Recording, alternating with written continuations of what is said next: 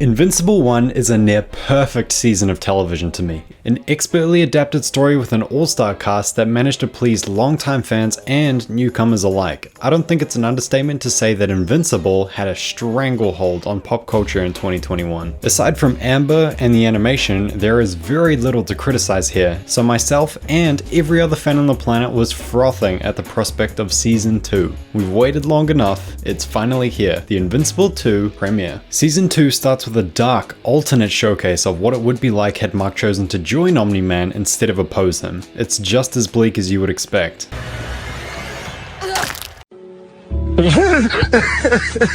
This intro serves to introduce the antagonist of the season, Angstrom, who narrowly escapes Mark's wrath using a portal to jump into our dimension, the main one, that is. Angstrom's goal in this episode is to unite every alternate version of himself and harness their knowledge with the goal of fixing the problems across each universe. I gotta say, if they end up doing multiverse stuff this season, I just hope they play it right. As soon as you open Pandora's box like that, we all know it can get very messy very quickly.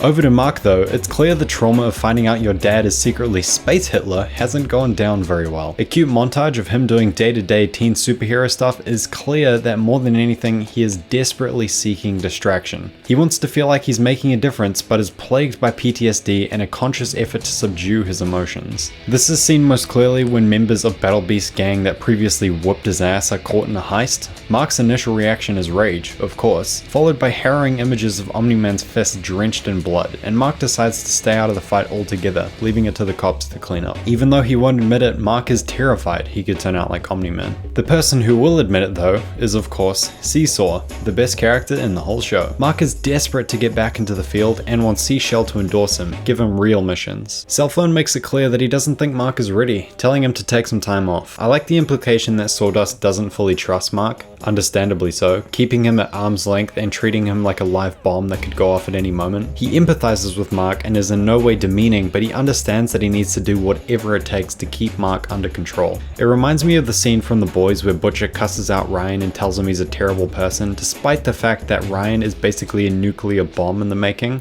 Why would you in any way alienate someone who is that powerful? Your own feelings don't matter in that situation, you have to do damage control. Seahorse understands this, and he makes a concerted effort to make Mark feel appreciated. However, this is kind of undercut later when Mark gets assigned onto a mission anyway, so I don't know, maybe I'm reaching a little here. We also get to see the return of the Mauler twins. I actually quite like these two in season 1, but what they do with them here is a little less interesting overall. Their job is to work on the machine that the villain wants them to do so that he can unite the consciousness of all of his alternate realities into his brain. I guess in that way it's just the same as what they did for Robot last season. Last time we helped someone else with their very specific problem, it didn't work out so well for us. If they're going to be long stays in the show, they're going to have to come up with a much better justification for keeping them around. There's a cute scene of Mark getting confronted by his school bully, and we get a really nice moment akin to the Amazing Spider-Man where Flash sympathizes with Peter about Uncle Ben. Amber steps in to save Mark from getting a hug